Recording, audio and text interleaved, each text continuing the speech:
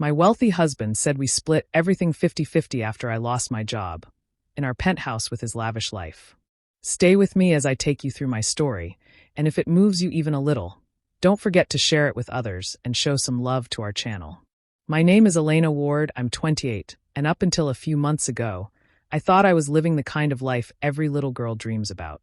I had worked my way up in a Manhattan marketing firm, building a career that gave me confidence, independence, and a sense of purpose. On the outside, I had it all: a handsome, successful husband named Preston Hale, a man from an old money family, and a penthouse apartment that sparkled with glass, marble, and city lights. We were the picture of perfection, or so I thought. When the company I worked for downsized, I was one of the names cut from the payroll. It wasn't because of my performance. It wasn't because I failed. It was just numbers on a spreadsheet, a cruel reminder that in the corporate world, loyalty doesn't always mean security. I came home that day scared but hopeful, ready to lean on the man I married. I believed love meant partnership. I believed marriage meant support. But instead of comfort, Preston looked at me with a sharp smile that made my stomach twist. "Well, Elena," he said, swirling his glass of bourbon like we were at some casual dinner, "if you're not earning, then you need to pull your weight another way. We split things 50-50, remember? Penthouse, driver, dinners, utilities, everything." I froze. Did he really just say that? My world spun as his words sank in. 50-50. This penthouse wasn't mine. It was his, bought with his family's money. The dinners he loved showing off, the black car rides, the wine, the clothes, even the food on our table, all of it came from his wealth. And now, he was demanding I pay half, when he knew I had just lost the job that gave me the means to stand on my own 2 feet. It wasn't about money. I could have asked for help, swallowed my pride, and found a way to contribute again. It was about what his words revealed. That in his eyes, I wasn't his partner. I was an expense, a liability, something to be balanced on a ledger. That night, lying awake under the silk sheets of our bed, I stared at the ceiling and replayed everything. The way he always chose the restaurants, booked the vacations without asking me, told me what colors looked classy on me. I used to think it was charm, that he was just confident and decisive. But now I wondered if it was always control, if I had been blind to the truth because I wanted so badly to believe I was loved for who I was. In that moment, with the city lights flickering through the curtains, I realized something had cracked wide open. Our marriage wasn't what I thought it was. And deep down, I knew this was only the beginning of something far darker. When I think back to how it all started, it almost feels like a different lifetime. Preston Hale swept into my world like a storm I didn't know I needed.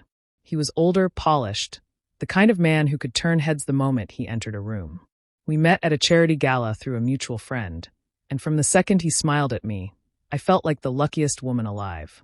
He was charming, attentive, and relentless in his pursuit. Dinners at 5-star restaurants, weekend getaways to the Hamptons, flowers delivered to my office every Monday. He made sure I was wrapped in his attention, and I fell hard. In the beginning, Preston made all the decisions.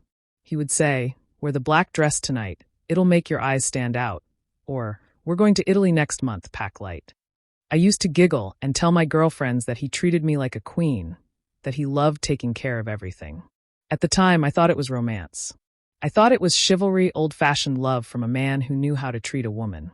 Looking back, I see now it was something else entirely. After we got married, I told myself the little things didn't matter. He always chose the restaurants, and if I suggested something different, he'd laugh it off and say, "Trust me, you'll thank me later." He picked the vacation spots, the furniture, even the wine we stocked at home. It was easy to let him lead. I was busy building my career, and part of me thought it was nice that he wanted to handle the details. I never stopped to ask why my voice didn't seem to carry any weight. Losing my job changed everything. I expected sympathy, maybe encouragement. Instead, his behavior shifted so quickly it left me dizzy. At first, it was small remarks, tossed out like casual jokes. "Don't just sit around the house, Elena. Maybe you can sell some of those shoes you've piled up." Or, "I guess I'll have to carry the whole weight now." He'd chuckle afterward, sip his drink, and act like it was nothing, but every word lodged inside me like a stone. The man who once brought me roses now brought me judgment. The same husband who had insisted on treating me to everything now treated me like I was draining him, like my existence came with a bill he didn't want to pay. It wasn't just about money. It was about how his eyes looked at me differently, as if I had lost my shine the moment my paycheck disappeared. That's when the doubts began. Late at night, lying in the penthouse we once called ours, I replayed the early days and wondered if I had mistaken control for love. Maybe I was too blinded by the sparkle, too eager to be adored. Maybe Preston had never really seen me as his equal at all. And that thought was the first crack in the foundation of everything I believed we had. The conversation about money became a battle I never signed up for. Preston made it clear that losing my job didn't excuse me from responsibility. He sat across from me at the kitchen island, a glass of bourbon in his hand, his tone sharp and cold. This is a partnership, Elena. Partnerships are 50-50. You live here, you eat here, you enjoy the life, so you pay your share. Rent, groceries, utilities, everything. I stared at him in disbelief. Rent. The penthouse was his, inherited from his family. Utilities? He never looked at a bill in his life. Everything was handled by his assistant. But he said it with such conviction that I almost felt guilty, as if I was truly freeloading. He spoke about fairness like he was teaching me a lesson, but deep down I knew this wasn't about equality. It was about control. To keep the peace, I reached for the few resources I had left.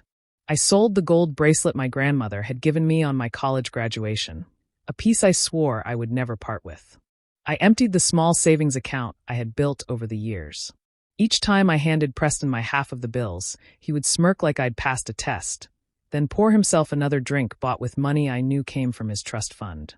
He liked to lecture me while sipping that expensive bourbon, leaning back in his chair as if he were a professor and I was his student. You see, Elena, real independence means carrying your own weight. You can't just expect someone else to fund your life. That's not how strong women live. The irony of his words made me sick. His wealth wasn't earned. It was inherited. He had never worried about late fees or rent due dates. Yet here he was teaching me lessons about independence. Every time he spoke, I felt myself shrinking. But I learned to stop arguing. Instead, I picked up a notebook one night and began to write everything down. Every cruel remark, every demand, every moment he twisted fairness into something ugly. Maybe you should sell your designer bags if you want to keep up, I wrote after one of his comments. Don't expect me to cover you forever. The journal became my silent companion. I filled its pages with dates, receipts, and words that cut me like knives. Writing gave me clarity. It showed me patterns I had ignored in the past, the way his charm had always been laced with dominance. Watching him live effortlessly, drinking bourbon that cost more than my monthly groceries, while I scraped together money from my grandmother's jewelry, opened my eyes. He wasn't trying to build a partnership. He was punishing me for not being useful to him anymore. The 50-50 arrangement wasn't fairness. It was a weapon. And though I stayed quiet, my journal was proof that I hadn't imagined the cruelty. It was real, and I was beginning to see him for who he truly was. One evening, I was walking past Preston's office, carrying a basket of laundry. His door was half open, and I heard his voice, low but clear enough to make me stop. He was on the phone with a friend, his tone dripping with arrogance. She thought she was some career girl, he said, followed by a laugh that cut me like glass. Now she's just another mouth to feed. I can't believe I'm carrying her. The words froze me in place. My chest tightened, and for a moment, I thought I might drop the basket. I had spent years pouring myself into my job, working late nights, chasing promotions, and building a name for myself in a tough industry. To him, none of it mattered. My worth had only existed when it added to his image. All those moments when he introduced me proudly as his wife who ran campaigns in Manhattan? It wasn't pride, it was ego. He liked having me on his arm because it made him look better, not because he valued who I was.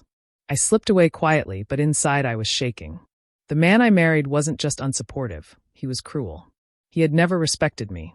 His love, if it ever was love, was conditional, given only when I boosted his status. Without my job, without my title, he saw me as nothing. After that day, the mask he wore began to crack more and more.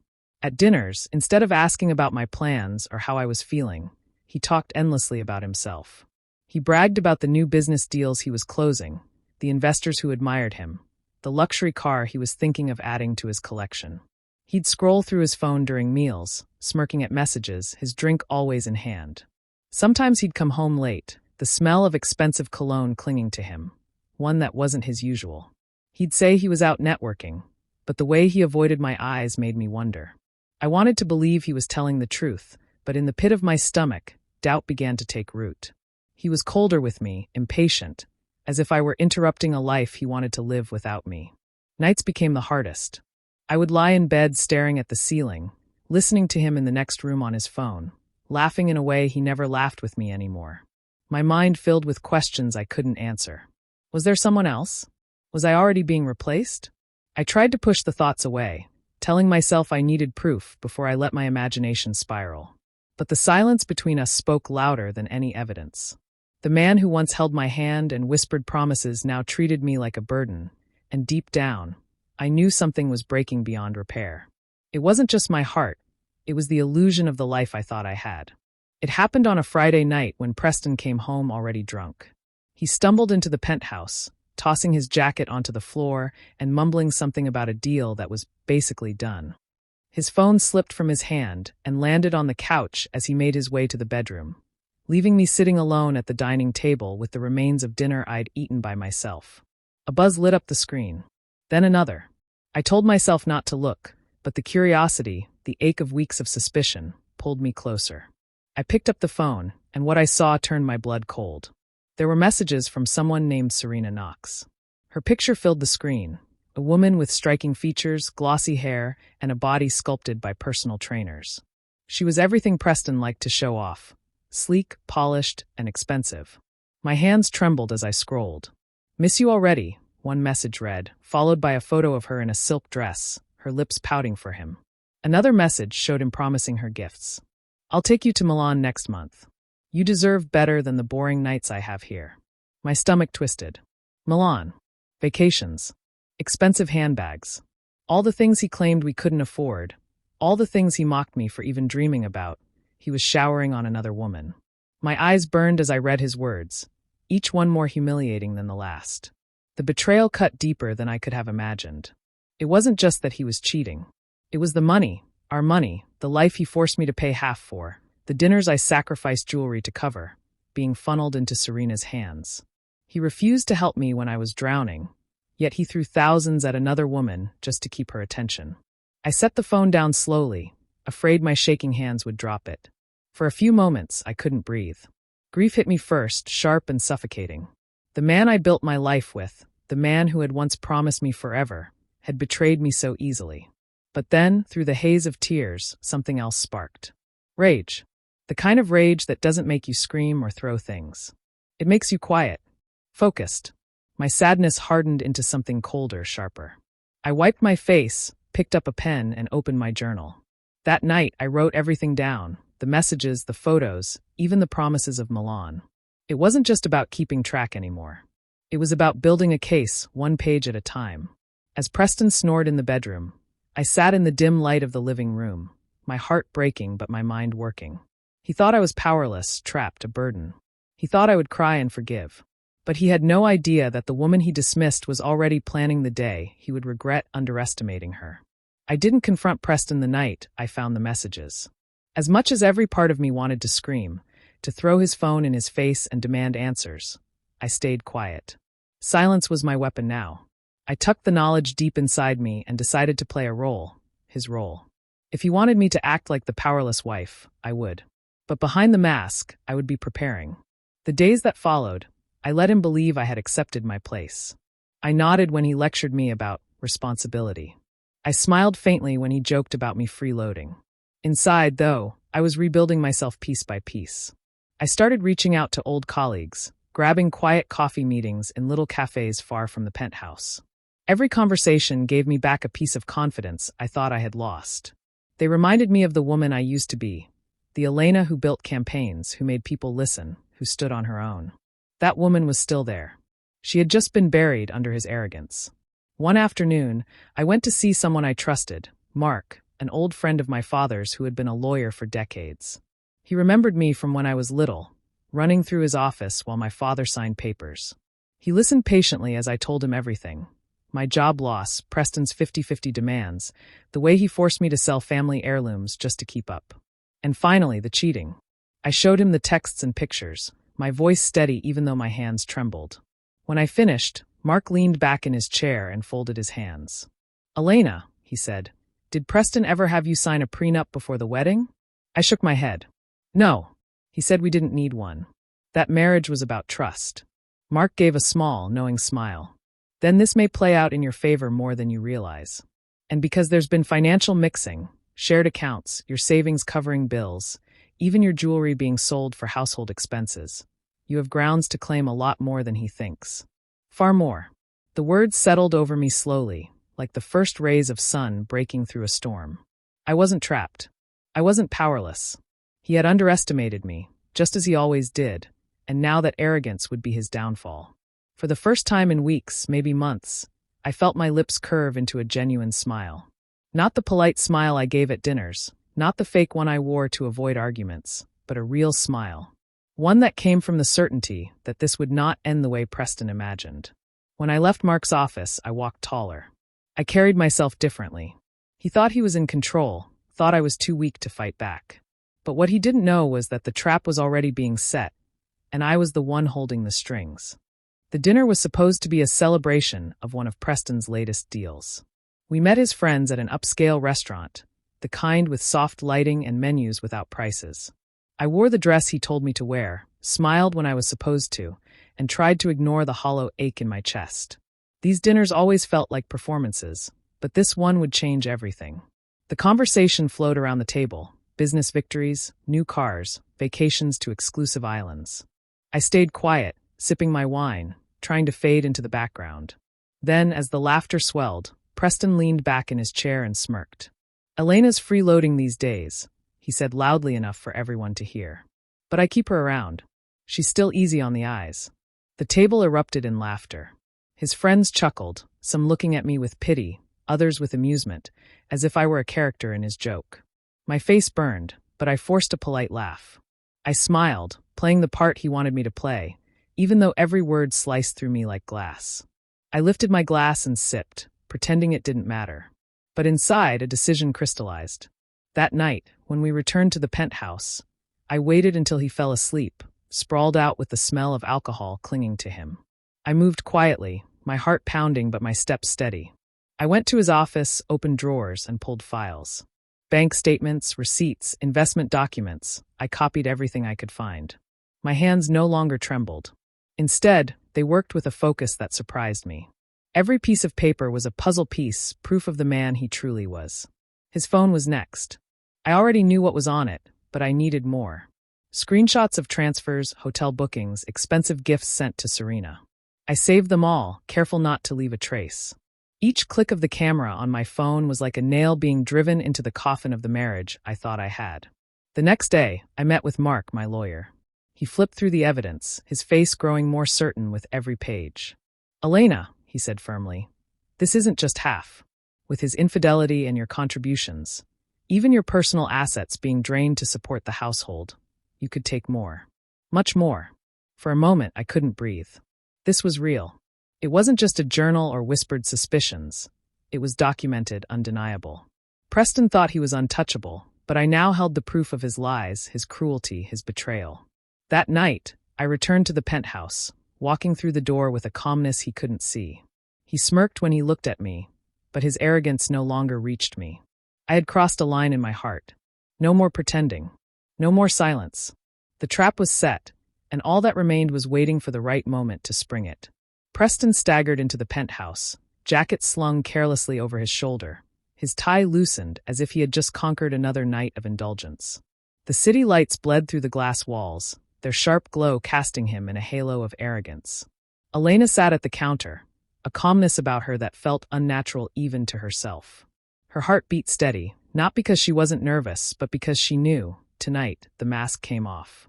"Did you wait up for me?" Preston smirked, tossing his keys onto the marble counter as if to mark his territory. "Sweet. At least you're finding ways to keep busy." Elena didn't flinch. Instead, she slid her phone across the counter, the screen lit up with texts and photos. His words to Serena Knox, shameless, intimate, laced with promises and gifts. Photos of dinners, receipts of hotel stays, wire transfers. Every detail he thought he had hidden.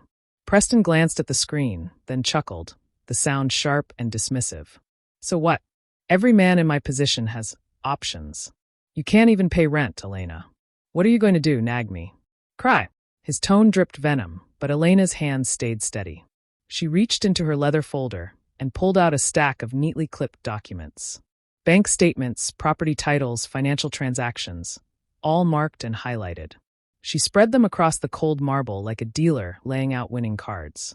"Funny thing, Preston," she said, her voice soft, almost tender. "You always talked about splitting 50/50ths. Turns out, without a prenup, that's exactly what's going to happen. Only not the way you imagined." For the first time, his smirk faltered. His eyes darted to the papers, recognition dawning as the weight of what she had collected settled over him. What is this?" "Your empire," she replied, her gaze locked on his.